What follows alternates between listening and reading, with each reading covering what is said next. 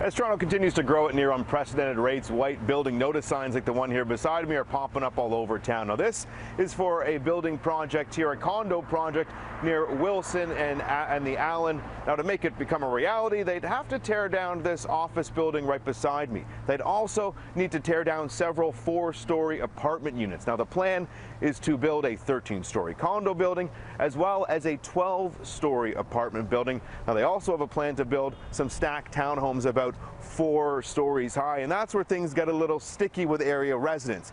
This fence here, it's pretty much where their property line is, and as it stands, the stacked townhomes in the proposal, which is simply just on paper right now, it'd be built about 1.5 meters from this fence.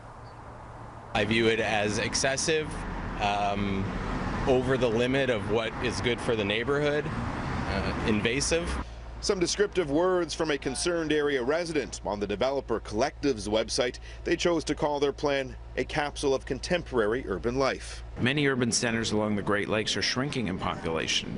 Toronto is in a very strong position that people from all over the world want to live here, and they need a place to live. To build the condo and apartment towers, the current bylaw of 8 stories would need to be amended. The maximum urban density allowed would also need to be changed. A developer might say, you know, you're allowing 8 stories. Our proposal is only 13 stories, not 50 stories. What would you say to that argument? Well, I mean, we want to preserve the integrity of the neighborhood. The plan would also include the demolition of an office building and 111 rental apartment units, though 150 new rental units would be built. Councillor James Pasternak wants those displaced residents to have first right of refusal. Normally, there'd be a cap on how much the rent can go up, usually by about 4%. For many of them, they're struggling now. It'll probably be smaller and more expensive. Steve Gold has lived in the homes just north of the development for 20 years. He says the proposed stacked townhomes are a non-starter for him and many of his neighbors. They're going to have multi-family homes 1.5 meters from their backyard.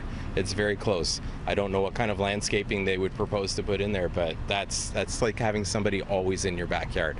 Wilson Station is just steps away, though a new development on the south side of Wilson called the Tippett Regeneration Area already has the neighborhood's population on the rise. Up to 3,000 condominium units will be built in the coming years. There's about 1,000 occupied now.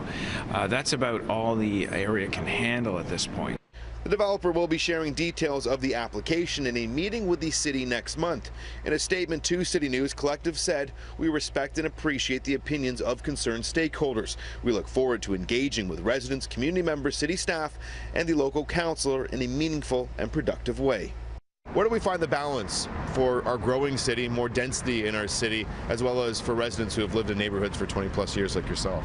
I think it's the community and the developers working together, and not just the developers coming in with their crazy proposals for mass density. Now the developer is holding an open house tomorrow where they say they hope to have some constructive dialogue with concerned community members, Councillor Pasternak, and others who live in the area. Now this story came to us from a City News viewer. If you have a story for us, here's just a few ways you can reach out to us.